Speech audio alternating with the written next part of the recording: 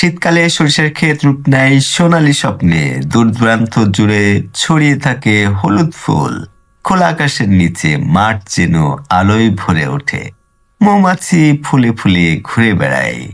প্রজাপতি এসে বসে নরম পাপড়িতে।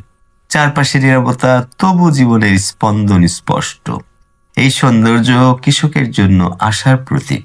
এটি ধৈর্য ও পরিশ্রমের ফল। প্রতিটি ফুলে লুকিয়ে আছে ফসলের প্রতিশ্রুতি। প্রতিটি ক্ষেত বলে মাটি আর মানুষের গল্প। সরিষার ক্ষেত শুধু চাষাবাদ নয়, এটি প্রকৃতির লেখা কবিতা।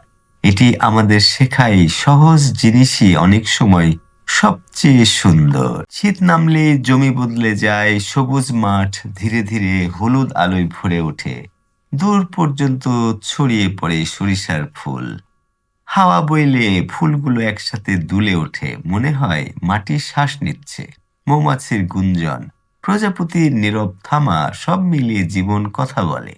এই ক্ষেত শুধু ফসল নয়, এটি ধৈর্যের রূপ, সময়ের প্রতি বিশ্বাস, পরিশ্রমের নীরব ফল। সরিষার ক্ষেত শেখায় বড় কিছু কখনো তাড়াহুড়ো করে আসে না। সৌন্দর্য চিৎকার করে না, সময় পেলেই সে ফুলে ওঠে সময় পেলেই সে ফুটে ওঠে। শীতের সকালে সরিষার ক্ষেত সোনালী হয়ে ওঠে। দূর পর্যন্ত হলুদ ফুল, খোলা আকাশের নিচে এক শান্ত দৃশ্য। হাওয়ায় দুলে ওঠে ফুল, মৌমাছি ঘুরে বেড়ায়।